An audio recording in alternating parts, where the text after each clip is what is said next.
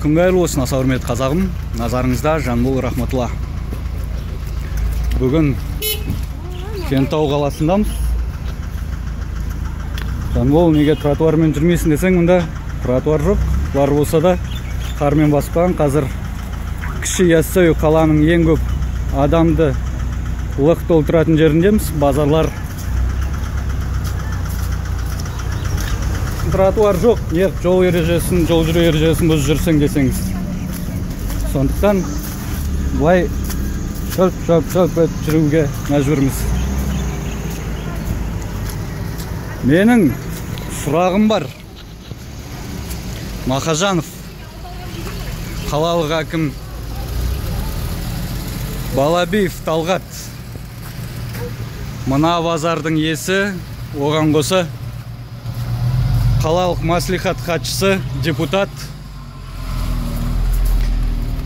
Керімжан дейма, мына базардың иесі. Біздің депутаттар Кентаудағы біз кәсіпкерлер, кәсіпке жақсы. Ал қала тазалығына келетін болсақ, осындай бір жағдай болып тұр. Бюджетте ақша бітіп қалды ма? Қар, менің білуімше, енді ғана мынанша қар жауып тұр биылдыққа, 20-21 жылға. Тазалап ақшаны бітірдіңдер ма қардан? Әлде 2-3 күннен кейін күн жылыйды ғой, бәрі өз еріп кетеді ғой деп күтіп отырсыңдар ма? Мақажанов, Балабиев, Керімжан дегендер. Қашан тазалайсыңдар мынаны? Мынау не? Мынау не сұмдық? Мына жерден қазір адамдар өтіп жатыр, еріп үстіне түсетін болса не болады? Сендер мұнда жүрмейсіңдер ма әлде? Өз базарларыңа келмейсіңдер, көмекшілерің жөресіңдер ма? Хатшыларыңды? Білмеймін, мына сұмдықты не деп атауға болатынын. Міне, кетіп бара жатырмыз. О, анаң шылқыдық. Шөкеев, мен сені іскер адам ретінде қабылдайтынмын. Сенсең де, сенбесең де, қаншалықты Назарбаевтың иті болсаң да, мен сені жұмысқа келген кезде нақты, жауапты, тиянақты адам деп ойлайтынмын. Бірақ та мына ісің болмады. Мақажановты қойған қалалықтарға мүмкіндік бермейді. Президент әкім таңдауға сен мүмкіндігің бар. Әкім таңдауға қалалық, аудандық, ауылдық. Мынандай адамды таңдағаныңа кентаулықтар саған рахмет дейді. Керісінше да кетету ғой, түсінесің ғой. Мына қармен айналысатын адамдар бар ма қалада? Тірісіңдер ма? Жылы үйден шыққыларың келмей жатыр ма? Дәл есіп кете береміз. Мына жағы әлі Балабиев Талғат дегеннің депутаттардың арасындағы үлкен хатшысының базары. Мына қалаға қарайтын жол ма? Кіші Яссауи деп ат қойдым. Көшенің атын білмеймін, өйткені ар жағында үлкен Яссауи. Әлде жекеменшік жер ма мынау? Қалада жекеменшікте мұнда жұмыс істемегені көрініп тұр.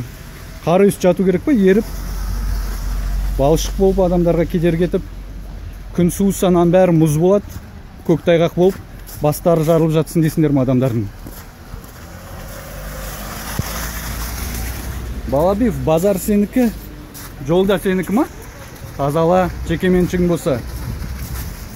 Ал егер қалалық болатын болса, ол кезде ол да сенің міндетің емес па? Қалада тазалықты сақтауды, қаланы әдемі етіп сақтап отыруды. Уәде берген жоқсың ба әлде? Уәде бермей облыста ағаң арқылы кіре салдың ба депутаттыққа? Мына қанша метр жүрсек те, шақырым жүрсек те, дәл осындай жол. Мен арнайы бір жерге келіп, бір жолдың ашар жеріне әдейі келіп түсіріп жатыр деп ойлап қоймаңыздар. Осылай кете береміз, бітпейді.